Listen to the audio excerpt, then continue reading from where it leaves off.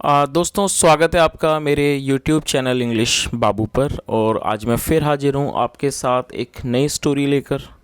और दोस्तों आज की जो स्टोरी है ये शॉर्ट स्टोरी है और आज की इस कहानी में आपको कई सारे नए इंग्लिश के वर्ड मीनिंग सीखने को मिलेंगे, उनकी करेक्ट प्रोनाउंसिएशन के बारे में पता चलेगा और जो इसका ग्रामर का पार्ट है उसे हम बिल्कुल डिटेल में कवर करेंगे। तो जो ट्रांसलेशन है और साथ में जो अलग अलग तरह के जो सेंटेंसेस का स्ट्रक्चर होता है वो आप बहुत ही आसानी से सीख पाएंगे और साथ में समझ भी पाएंगे। तो चलिए दोस्तों आज की इस कहानी को हम शुरू करते हैं और सबसे पहले कहानी का टाइटल देखते हैं। कहानी का टाइटल है रोजेस एंड थॉर्न्स। क्या मतलब हुआ दोस्तों? रोज़ का मतलब होता है गुलाब का फूल और थॉर्न का मतलब होता है कांटा और ये प्लूरल नाउन है। तो क्या मतलब हुआ? रोजेस एंड थॉर्न्स मतलब कि गुलाब और कांटे। तो दोस्तों ये आज की इस कहानी का टाइटल है, शीर्षक है। और अब मैं इसे पढ़ना शुरू करता हूँ। आपसे रिक्वेस्ट है आप इसे बिल्कुल ध्यान से सुने। और जैसा मैंने आपको बताया कि इसके अंदर आपको कई सारे नए वर्ड मीनिंग सीखने को मिलेंगे, साथ में ग्रामर के अलग अलग स्ट्रक्चर भी आप सीखेंगे। तो आपसे रिक्वेस्ट है कि आप इसे नोट भी ज़रूर करें। तो चलिए इसको शुरू करते हैं। Once a small boy was playing in the garden. क्या मतलब हुआ दोस्तों? ये जो हमारा वाक्य है ये पास्ट कॉन्टिन्यूअस का वाक्य है। जब हम किसी भी वाक्य के अंदर वॉज या वर का प्रयोग करते हैं हेल्पिंग वर्ब के रूप में और साथ में वर्ब की फोर्थ फॉर्म का प्रयोग करते हैं तो इस तरह का जो वाक्य होता है वहाँ वो पास्ट कॉन्टिन्यूअस का वाक्य कहलाता है। तो ये हमारा पास्ट कॉन्टिन्यूअस का वाक्य है। तो क्या मतलब हुआ? वंस एक बार, आ स्मॉल बॉय एक छोटा लड़का, वॉज प्लेइंग खेल रहा था, इन द गार्डन बगीचे में। तो इस पूरी लाइन का क्या मतलब हुआ कि एक बार एक छोटा लड़का बगीचे में खेल रहा था। He saw a rose plant full of roses. क्या मतलब हुआ दोस्तों? ये जो हमारा वाक्य है ये पास्ट इंडेफिनिट का है और जब भी आप पास्ट इंडेफिनिट में कोई अफर्मेटिव का वाक्य बनाते हैं तो वहाँ पर वर्ब की सेकंड फॉर्म का प्रयोग किया जाता है। और आपको ये चीज़ हमेशा ही याद रखनी है कि पास्ट इंडेफिनिट में सेकंड फॉर्म का प्रयोग किया जाता है, प्लस उसके अंदर किसी भी प्रकार की हेल्पिंग वर्ब का कभी भी यूज़ नहीं किया जाता है। तो आप इस इन्फॉर्मेशन को नोट कर लीजिए। और ये जो वर्ड है ये सी की सेकेंड फॉर्म है। सी मतलब देखना और सॉ मतलब देखा और इसकी जो करेक्ट प्रोनाउंसिएशन है वो है सॉ। तो क्या मतलब हुआ? ही सॉ उसने देखा, आ रोज प्लांट, रोज प्लांट मतलब गुलाब का पौधा, full of roses, full of roses मतलब कि गुलाबों से भरा हुआ। तो इस पूरी लाइन का क्या मतलब हुआ? He saw a rose plant full of roses. उसने एक गुलाब के पौधे को देखा जो कि गुलाबों से भरा हुआ था, यह कह सकते हैं उसने एक गुलाबों से भरे हुए गुलाबों से भरे हुए गुलाब के पौधे को देखा। चलिए आगे देखिए। The boy started plucking the roses. क्या मतलब हुआ दोस्तों? ये जो हमारा जो स्ट्रक्चर है इसका मतलब है जब हम कोई भी ऐसा वाक्य बनाते हैं जहां पर हम ये दिखाते हैं कि कोई कुछ चीज़ होने लगी तो वहाँ पर हमें इस तरह का स्ट्रक्चर का यूज़ करना होता है हमें। और ये पास्ट का है तो स्टार्टेड लगाया जाता है और साथ में वर्ब की फोर्थ फॉर्म का प्रयोग किया जाता है। तो इस लाइन का क्या मतलब हुआ? The boy started plucking the roses. और दोस्तों प्लक करने का मतलब होता है तोड़ना, फूल वगैरह तोड़ने के लिए फूल या फिर फल वगैरह तोड़ने के लिए प्लक का यूज़ किया जाता है। इसका मतलब होता है उनको सावधानी से तोड़ के अलग करना, या आमतौर पर हम उसे तोड़ना कहते हैं। तो इस लाइन का क्या मतलब हुआ? The boy started plucking the roses. जो लड़का था वो क्या करने लगा? स्टार्टेड प्लकिंग द रोजेस, वो गुलाब तोड़ने लगा। और दोस्तों ये जो स्ट्रक्चर है आप इस स्ट्रक्चर का इस्तेमाल करके कई तरह के वाक्य बना सकते हैं। जैसे मान लीजिए आप वाक्य बनाते हैं राजू दौड़ने लगा, तो आपको सिंपली क्या करना है? स्टार्टेड लगाना है और साथ में वर्ब की फोर्थ फॉर्म। तो क्या हो जाएगा? Raju started running. तो आप इस स्ट्रक्चर से कई तरह के वाक्य बना सकते हैं। तो इस पूरी लाइन का क्या मतलब हुआ? The boy started plucking the roses. लड़का फूल मतलब कि गुलाबों को तोड़ने लगा। चलिए आगे देखिए। The plant had many thorns too. क्या मतलब हुआ दोस्तों, ये जो हमारा वाक्य है ये पास्ट पॉजिटिव सेंटेंस का एक एग्जांपल है। ये हमारा पास्ट पॉजिटिव सेंटेंस है। जब हम कोई भी ऐसा वाक्य बनाते हैं जहां पर हम ये शो करना चाहते हैं कि पास्ट में किसी के पास कुछ था, तो वहां पर हमें हैड का प्रयोग करना होता है हेल्पिंग वर्ब के रूप में, और इस तरह का जो वाक्य है वो पास्ट पॉजिटिव का वाक्य कहलाता है। तो इस लाइन का क्या मतलब हुआ, the plant had many thorns too, और टू का मतलब होता है भी। The plant had many thorns too मतलब कि पौधे में कई कांटे भी थे। हैड मैनी थॉर्न्स टू मतलब कई कांटे भी थे। Each time the boy plucked a rose मतलब कि ईच टाइम मतलब जितनी बार भी the boy plucked at rose लड़के ने फूल तोड़ा मतलब गुलाब को तोड़ा। The thorns would prick his small tiny fingers. क्या मतलब हुआ दोस्तों, आप इस वर्ड को नोट कर सकते हैं। प्रिक का मतलब होता है चुभना।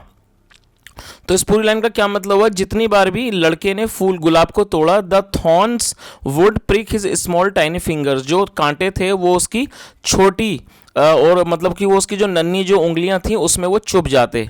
स्मॉल का मतलब छोटी और टाइनी का मतलब भी छोटी, तो उसकी छोटी नन्ही उंगलियां थी उसमें वो चुभ जाते। देन फिर a large thorn pierced his finger. दोस्तों पियर्स का मतलब होता है चुभ जाना, घुस जाना। तो इस लाइन का क्या मतलब हुआ, या फिर भेद देना, छेद कर देना।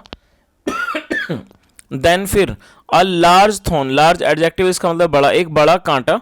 पियर्स्ड हिज फिंगर वो उसकी उंगली में चुभ गया। चलिए आगे देखिए।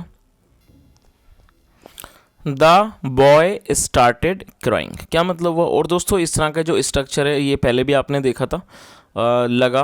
तो क्या मतलब हुआ, the boy started crying, cry मतलब चिल्लाना। द बॉय स्टार्टेड क्राइंग लड़का चिल्लाने लगा। His mother heard his cry, क्या मतलब हुआ। एंड केम आउट, क्या मतलब हुआ इसका दोस्तों, ये हियर की सेकंड फॉर्म है। हियर का मतलब है सुनना, और ये है HEARD हर्ड, इसे हम हर्ड पढ़ेंगे जिसका मतलब, और ये सेकंड फॉर्म है हियर की। और कई लोग इसको हार्ड पढ़ते हैं जो कि गलत प्रोनाउंसिएशन है, तो जो इसकी करेक्ट प्रोनाउंसिएशन है वो है हर्ड। तो क्या मतलब हुआ, his mother heard his cry, और हिज क्राई का मतलब हुआ उसकी चीख। क्या मतलब हुआ, his mother heard his cry, उसकी माँ ने उसकी चीख सुनी। And came out running, came out running मतलब क्या मतलब हुआ कि वो भागते हुए बाहर आई। तो इस पूरी लाइन का क्या मतलब हुआ कि his mother heard his cry and came out running, उसकी माँ ने उसकी चीख को सुना और वो भागते हुए बाहर आई।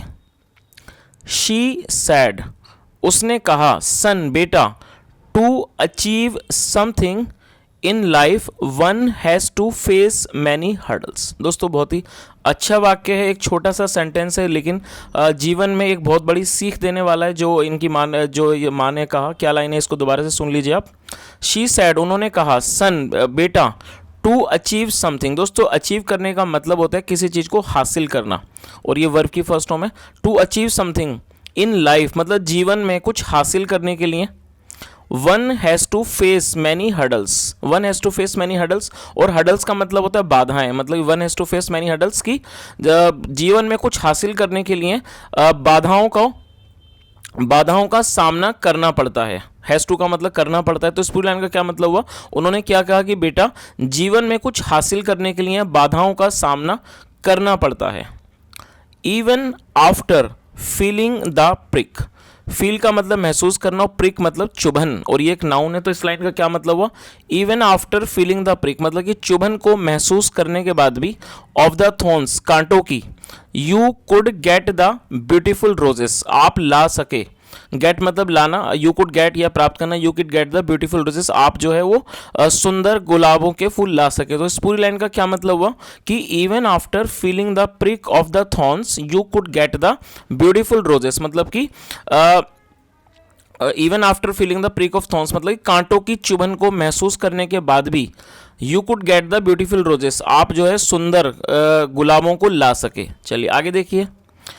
It is just the matter of handling the difficulties wisely, क्या मतलब हुआ, हैंडल करने का मतलब होता है चीज़ों को सही से हाथों में लेना और उनको सही से संभालना, जिसे हैंडलिंग कहा जाता है। तो इस लाइन का क्या मतलब हुआ?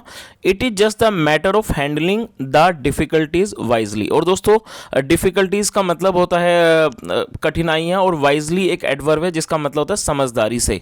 तो इस पूरी लाइन का क्या मतलब हुआ? It is just the matter of handling the difficulties wisely, मतलब ये सिर्फ यही एक मैटर है।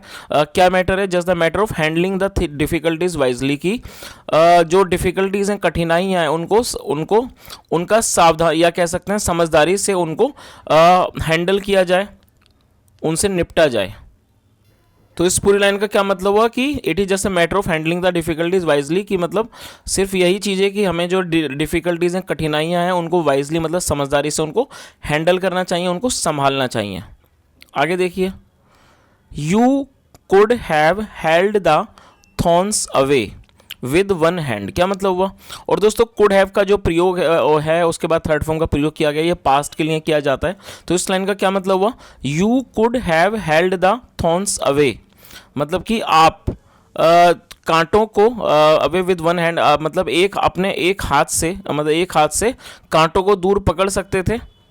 And used the other hand, और दूसरे हाथ का इस्तेमाल कर सकते थे to pluck the roses. To pluck the roses मतलब गुलाबों को तोड़ने के लिए। तो इस पूरी लाइन का क्या मतलब हुआ? You could have held the thorns away with one hand, मतलब आप अपने एक हाथ से कांटों को दूर पकड़ सकते थे। And used the other hand to pluck the roses, और अपने दूसरे हाथ का इस्तेमाल कर सकते थे टू प्लग द रोजेस, गुलाबों को तोड़ने के लिए।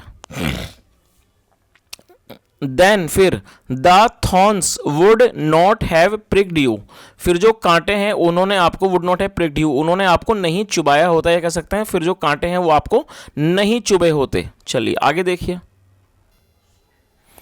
आफ्टर हियरिंग दिस, क्या मतलब हुआ? आफ्टर हियरिंग दिस, ये सुनने के बाद।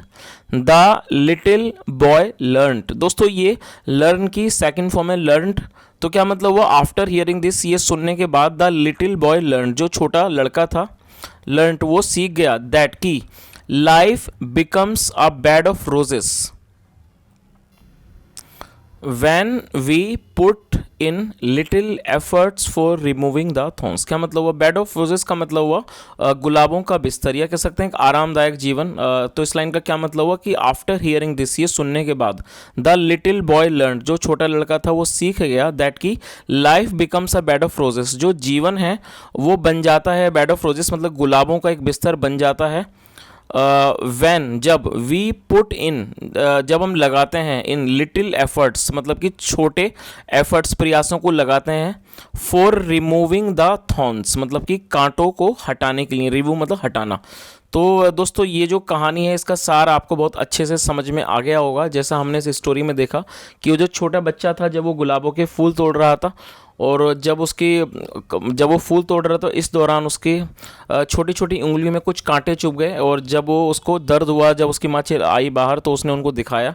तो उनकी जो माँ थी उसने उसको बहुत ही प्यार से समझाया कि जीवन में जो है कठिनाइयाँ आती हैं, लेकिन उन्हें हमें समझदारी से ही, वाइजली मतलब समझदारी से उन्हें हैंडल करना होता है, और फिर जो जीवन जो है हमारा आसान हो जाता है। तो दोस्तों ये एक आज की छोटी सी कहानी थी। यदि आपको आज की कहानी अच्छी लगी और मेरा पढ़ाने का प्रयास भी अच्छा लगा हो, तो आपसे रिक्वेस्ट है वीडियो को लाइक करें, शेयर करें, चैनल को जरूर सब्सक्राइब करें, और कमेंट करके ज़रूर बताएं यदि आपका कोई सुझाव हो। और दूसरी बात ये कि यदि अगर आपकी तरफ से भी इस कहानी का कोई अच्छा सा मोरल हो तो आप कमेंट करके ज़रूर बताएं। सुनने के लिए thank you so much. Have a nice day and bye.